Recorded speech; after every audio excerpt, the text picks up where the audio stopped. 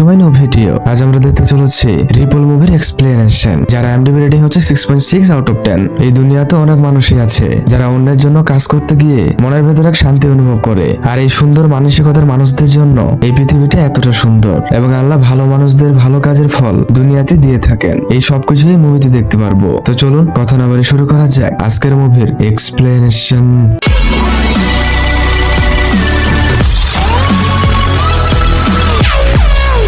মুভির শুরুতে একজন বৃদ্ধ মহিলা ও তার দুই নাতি নাতনিকে দেখি। তারা ইনডোর মার্কেটে বাজার করতে এসেছে। বাচ্চা মেয়েটি একটা বক্স হাতে নেয়, কিন্তু এটার মূল্য যে অনেক। এটা দেখে বাচ্চা মেয়েটি বক্সটি রেখে দেয়। পেছন থেকে তার দাদি এসব কিছু দেখে ফেলে। তার দাদি বলে, তোমার জন্য বিশেষ কিছু অপেক্ষা করছে, তুমি মন খারাপ করো না। বাচ্চা মেয়েটি মাথা নেড়ে সেখান থেকে চলে যায় এবং একটা কেক বক্সের সামনে এসে দাঁড়ায়। তখনই সেখানে একজন লোক আসে এবং বক্স থেকে একটা বড় কেক বের করে। বাচ্চা মেয়েটি চুপচাপ সে কেকের দিকে দেখেছিল। কিছুক্ষণ পর সে কেকটা নিয়ে বাচ্চা মেয়েটি চলে যায়।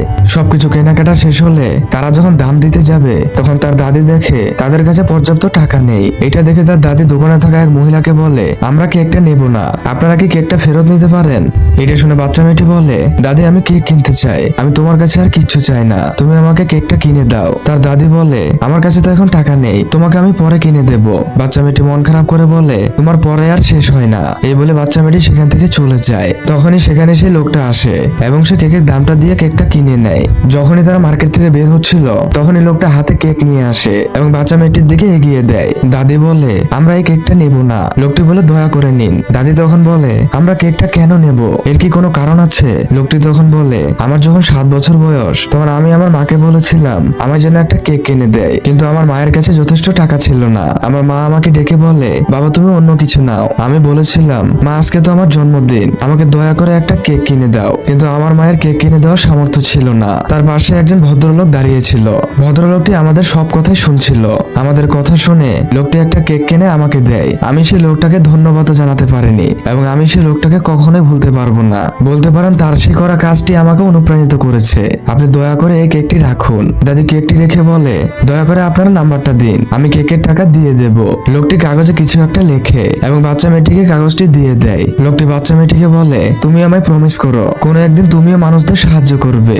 করবে তো বলো? কিন্তু বাচ্চা মেয়েটি লোকটির কোনো কথা জবাবে দেয় না। বৃদ্ধাটি বলে, তোমার নাম কি? তখন লোকটি বলে, আমি ওই মানুষটির মতো একজন মানুষ। এই বলে লোকটি সেখান থেকে চলে যায়। যাওয়ার আগে লোকটি মেয়েটির দিকে তাকিয়ে একটা মুচকি হাসি দেয়। বাচ্চা মেয়েটি মাথা নাড়িয়ে সম্মতি জানায়। আমরা বুঝতে পারি বাচ্চা মেয়েটিও নিজেকে মানবিক কাজে ভবিষ্যতে নিয়োজিত করবে। পরবর্তীতে তারা বাড়িতে ফিরে আসে। বাড়িতে তাদের দাদু অপেক্ষা করছিল। আজ তাদের দাদুর জন্মদিন। বাচ্চা মেয়েটি কেকটি তার দাদুর হাতে দেয়। তার দাদু বলে, এটা আমার খুব পছন্দের একটা কেক। পাশ থেকে বাচ্চা ছেলেটি বলে, চলো আমরা মোমবাতি সাজিয়ে আনি। এই বলে তারা দুজনে সেখান থেকে চলে যায়। বৃদ্ধটি তার স্ত্রীকে বলে, তোমার কাছে তো কেক কেনার টাকা ছিল না, তাহলে তুমি কেক কিভাবে কিনলে? মহিলাটি বলে, আমাকে একজন দয়ালু মানুষ সাহায্য করেছিল। তখনই বাচ্চা মেয়েটি সেখানে আসে এবং বলে, দাদু লোকটি একটা কাগজ দিয়েছে। মেয়েটি কাগজটি দাদুর হাতে তুলে দেয়। আসলে সেই দিন সে বাচ্চার মাও লোকটির কাছে তার অ্যাড্রেস চেয়েছিল। লোকটি কিছু একটা লিখে বাচ্চাটির হাতে দেয়। কাগজটিতে লেখা ছিল, যত্নের মতো একটি সহজ কাজ একটি অবিরাম তরঙ্গ তৈরি করে। আর এই বৃদ্ধ মানুষটি হচ্ছে সেদিনকার সেই মানুষটি যে তার করা ভালো কাজটির ফল এই পৃথিবীতেই পেল।